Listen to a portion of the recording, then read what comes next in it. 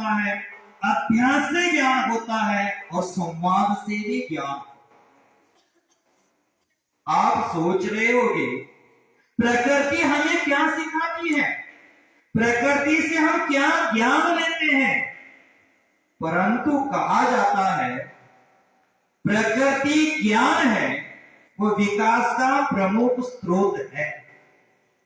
प्रत्येक मनुष्य ज्ञान प्राप्त करना चाहता है और ज्ञान के विकास माता के हम गर्भ में रहते हैं, तभी से ज्ञान की शुरुआत हो जाती है। ऐसे तो जैन सिद्धांत कहता है आत्मा स्वयं ज्ञान में है, ज्ञान के बिना उसका दूसरा कोई कार्य ही नहीं है, जानना ही उसका कार्य है।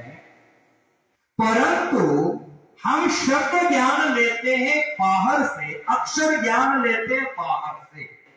आचार्य भगवान कहते हैं अक्षर ज्ञान माने शब्द ज्ञान नहीं, अक्षर क्षर माने नाशवान, जो नाशवान नहीं है अर्थात अविनश्वर है, उसी आत्मा का ज्ञान लेना ही ज्ञान होता है। परंतु आज वर्तमान में हम शब्द ज्ञान लेने के लिए यहां आए हैं और वह शब्द ज्ञान हमें लेना है। जैसे गर्भ से ज्ञान की शुरुआत होती है, महाभारत में अभिमन्यु था, वो माता के गर्भ से ही सीख ले रहा था, उसी प्रकार हम गर्भ से भी सीख लेते हैं और जन्म के बाद भी प्रत्येक व्यक्ति अपनी योग्यता अनुसार प्रकृति से सीखते हैं। जैसे चंदन का वृक्ष होता है, आपने सुना होगा, देखा होगा, तुम्ही पहिला असाल, मराठी बोलण्याचं आवडलं ना तुम्हाला, सगळेजण मराठी जाणता, चांगली गोष्ट, मला पण येते।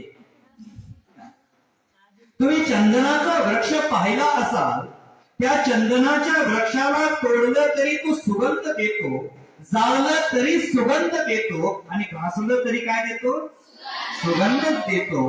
त्याचप्रमाणे ऊस असतो, काला ऊस, गन्ना म्हणतात, ऊसर म्हणतात, काय म्हणतात तुम्ही, कोसला जातो, ऊस असतो, ऊसाला घाणीमध्ये पेरलं असतं, काय म्हणतात त्याला, घाणीमध्ये फिरवणं काय म्हणतात, रस काढतात ना त्याचा, समजून घ्या। ऊसाचा रस काढला असता, त्याला असा खाल्ला असता, तो काय गोडवाच देत असतो, है ना, गोडवाच देत असतो। त्याचप्रमाणे आमच्या जीवनामध्ये कितीही दुःख उत्पन्न झाला असता, चंदनाच्या समान सर्वांच्यावरती सुगंधाची वर्षा करणे, ऊसाच्या रसाप्रमाण सर्वत्र मिठास, गोडवा फैलवा, गोडवा पसरवणे, हे आपण प्रकृतीकडून शिकायला हवं। म्हणजे प्रकृती असते ते कुणाशी पक्षपात करत नाही, सर्वांना घेऊन चालते। त्याप्रमाणे शिक्षाचा उद्देश, शिक्षणाचा उद्देश हाच आहे की आम्ही सर्वांच्या सोबत समतेचा व्यवहार करणे, सर्वांच्या सोबत प्रेमाने राहणे। आता काही लोकांना मराठी कळत नसेल, मराठी कोणाला कळत नाही, ठीक आहे, मग हिंदी बोलतो सर्वांना, ठीक है हिंदी बोलतो, ठीक है, मराठी सेशन एक बार लेते हिंदी से। तो कहते हैं कि क्या चंदनाच, कहते हैं कि चंदन के वृक्ष के समान सर्वत्र सुगंधी फैलना, गन्ने की मिठास की तरह सर्वत्र मिठास फैलाना, यही शिक्षा का मुख्य उद्देश्य होता है। ये चंदन का वृक्ष है, किसी से पक्षपात नहीं करता। उसी प्रकार हमें भी शिक्षा लेने के बाद, पढ़ाई करने के बाद किसी से पक्षपात नहीं करना है, सबके साथ प्रेम का व्यवहार करना है। आप बोलते हैं रोज, फैले प्रेम परस्पर जग में, यही उद्देश्य है, सर्वत्र प्रेम का व्यवहार हो, आपसी व्यवहार सुंदर हो, आपसी संवाद हो, हम प्रकृति से सीख सकते हैं।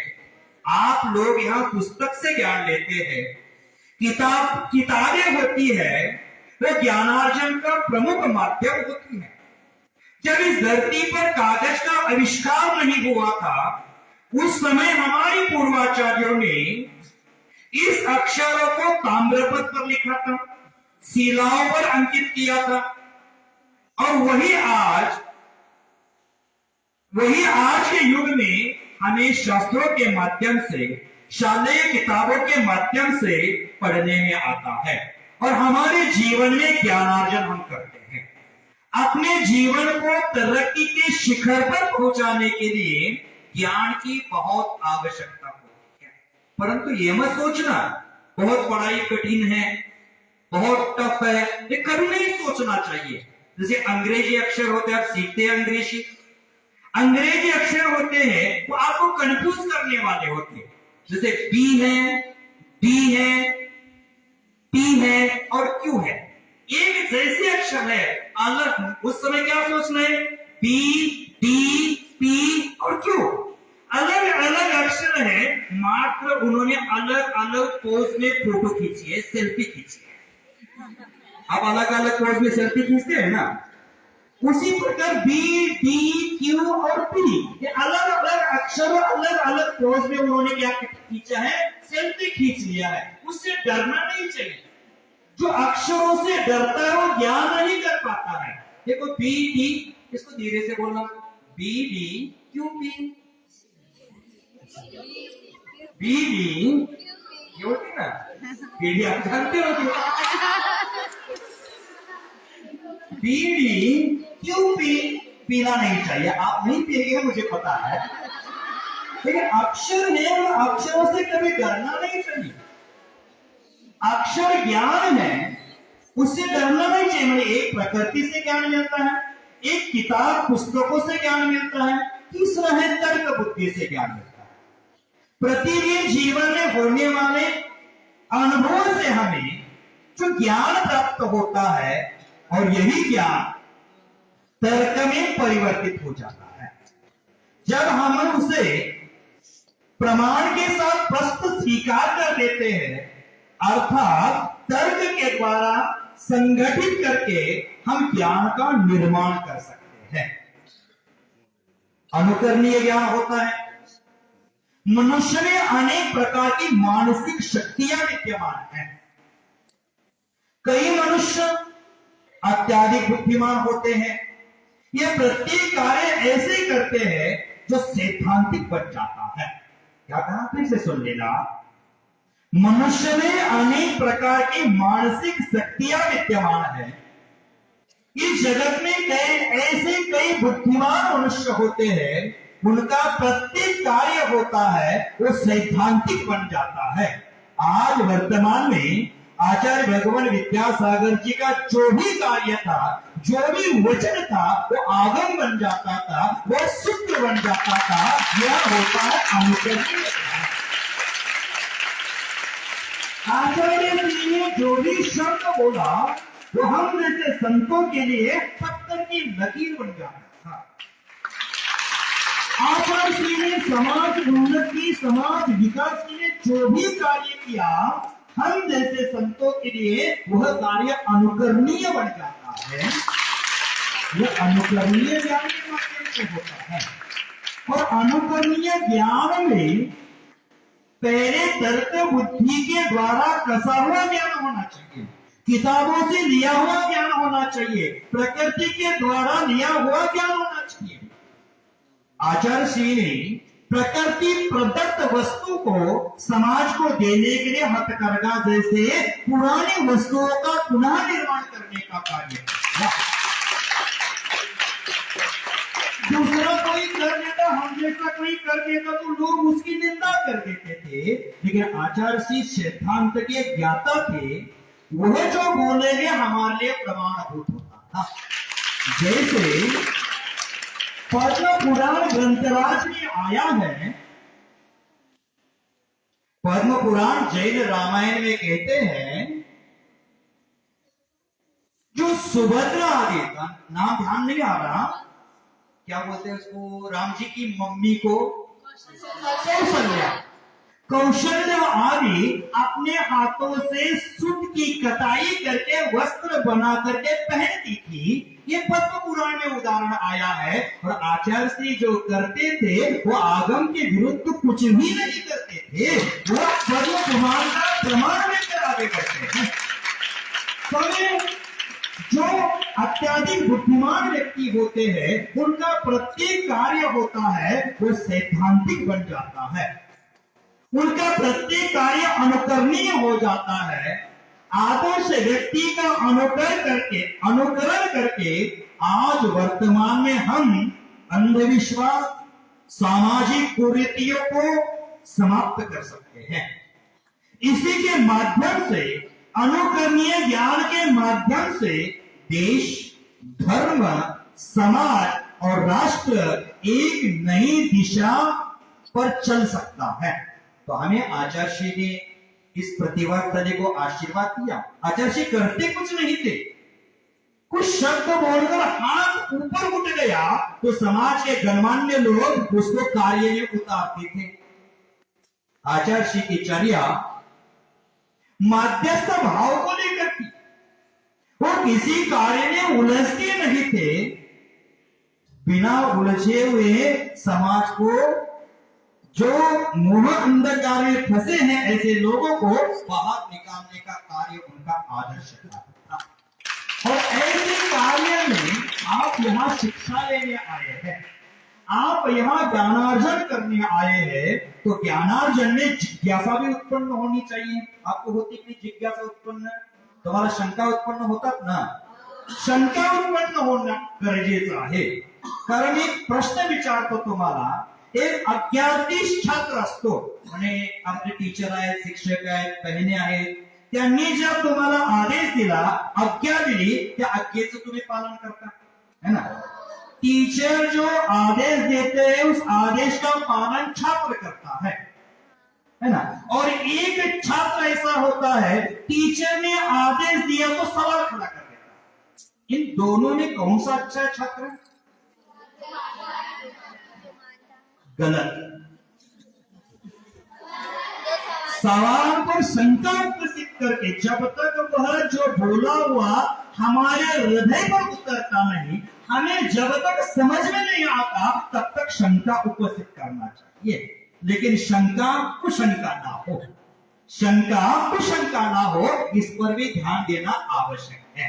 तो जिज्ञासा, जानने की इच्छा, समझने की इच्छा, जिज्ञासा मनुष्य को जीने की कला सिखाती है, जो नए नए विषयों को जानने और समझने के लिए प्रोत्साहित कर देती है। इसलिए हमें हमेशा जिज्ञासा उत्पन्न करनी चाहिए। जिस मनुष्य को जिज्ञासा उत्पन्न होती है वह मनुष्य जब तक उसका समाधान नहीं मिलता तब तक वह संतुष्ट नहीं होता, है ना। जब तक समाधान नहीं होता तब तक संतुष्ट नहीं होता। आप मात्र आदेश का पालन करते रहोगे, इसका मतलब ये नहीं कह रहा हो कि टीचरों का आदेश नहीं पालना चाहिए।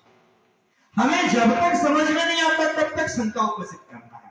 अगर आप उस समय शंका उपस्थित नहीं करेंगे, जिज्ञासा उपस्थित नहीं करेंगे, तो एग्जाम के समय में आपकी नौबत आ सकती है, याद नहीं आ सकता, कि समझ ही नहीं पाए तो लिखोगे क्या? लिख नहीं पाएंगे। इसलिए क्या करना है? जिज्ञासा के माध्यम से ज्ञान होता है, सतत अभ्यास के माध्यम से भी हमारे ज्ञान का विकास होता है, संवाद के माध्यम से। आपने जो सीखा है अपनी सहेलियों को बताया करो।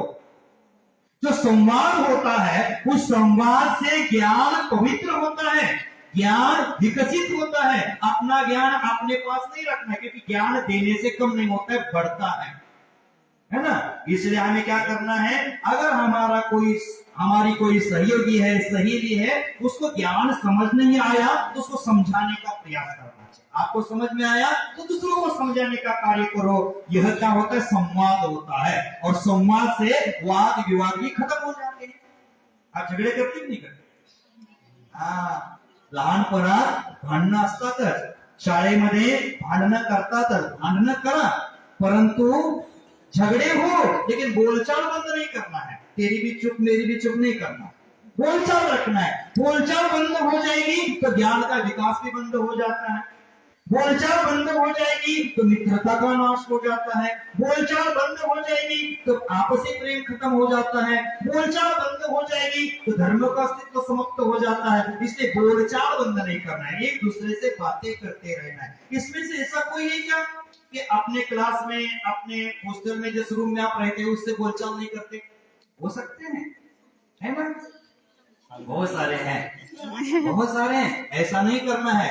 हमारा धर्म क्या है? क्षमा की आधारशिला पर टिका है। एक दूसरे से बातचीत का भी बंद नहीं करना है, एक दूसरे से संवाद करते रहना है और ज्ञान का विकास करना है। आप यहाँ ज्ञान लेने आए हैं।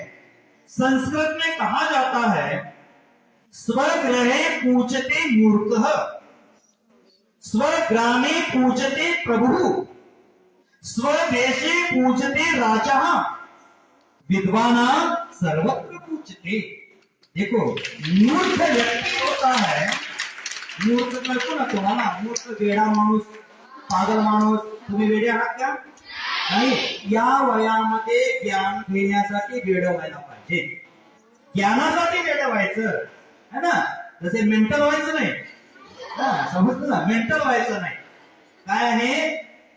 स्वग्रहे पूजते मूर्ख, मूर्खाची पूजा स्वतःच्या घरामध्ये, आपल्या घरामध्येच होत असते. स्वग्रामे पूजते प्रभू, जो मुखिया असतो, सरपंच असतो, नेता असतो, मात्र आपल्या गावामध्ये त्याची पूजा होते. स्वराज्य पूजते राजा, आपल्या आपल्या राज्यामध्ये राजा पूजिला जातो. परंतु विद्वान सर्वत्र पूजते, ज्ञानी माणसं असतात, विद्वान असतात, त्यांची पाठीवरती कुठेही जा, त्याची पूजा सर्वत्र होत असते. म्हणून तुम्ही या ठिकाणी काय करायचं आहे? ज्ञानार्जन करायचं. तुम्ही घेतलेलं ज्ञान कोण चोरी करू शकत नाही. ज्ञानाची चोरी करता येते क्या? पैशाची चोरी करता येते, सोन्याची चोरी करता येते. ज्ञान की चोरी नहीं होते. सोना चांदी चुरा सकते, ज्ञान कोई चुरा नहीं सकता है. ज्ञान में किसी का बंटवारा नहीं होता है, ज्ञान में किसी का बंटवारा नहीं होता. अपना जो ज्ञान है वो कोई जलाया नहीं जाता. तो इसीलिए हमेशा ज्ञान लेना चाहिए. ज्ञान मनुष्य का तीसरा नेत्र होता है. ज्ञान भौतिक जगत और आध्यात्मिक जगत को समझने के लिए मददगार होता है. इसलिए हमें क्या करना चाहिए?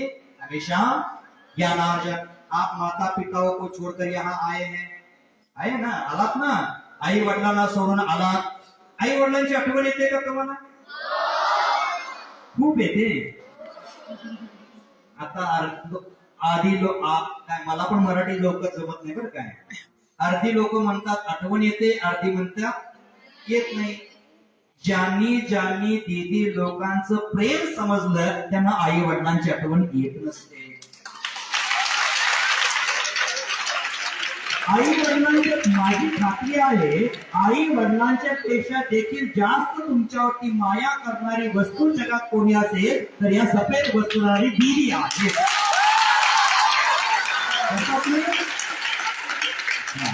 म्हणून आम्हाला घराच्याकडे ज्या वेळेला आम्हाला काहीतरी प्राप्त करायचं असेल तर घरापासून दूर राहावं लागतं. आपल्या लोकांचा त्याग करावा लागतो, त्यावेळेस आपल्याला काहीतरी प्राप्त होतं. तुम्ही ज्ञानार्जन करण्यासाठी, ज्ञानार्जन करने के लिए आप यहाँ आए हैं. मेरा समय हो गया है. आप आपके साथ बातें करने बैठ जाओगे तो कितनी बातें घर में होता है ना. जैसे घर में माता पिता दुकानदारी से, खेत में काम करके थक कर आते हैं और घर में आकर बच्चों का चेहरा देखते तो उनकी थकान निकल है ना. उसी प्रकार में समय शिखर जैसे 1200-1300 किलोमीटर चलकर यहाँ आया और आपका चेहरा देखकर मेरी थकान ही निकल गई. जबकि मन के बच्चे उनमें कोई पाप नहीं होता है ना. आपका चेहरा देखकर पूरी थकान निकल जाती है. तो आप जब आचार्य के पास जाते थे गुरु पूर्णिमा के निमित्त, आचार्य इतनी उम्र वाले थे, इतने उच्चासन पर विराजमान, इतने ज्ञानी है, इतने विद्वान थे, फिर भी आपसे बात करते थे वो भी बच्चे बनकर बात करते थे. ना, बच्चे जैसा ही बात करते थे. बच्चों को देखकर बच्चा बनना पड़ेगा. आपके साथ बातचीत करते समय कितना समय निकल जाएगा मुझे पता नहीं है. आपको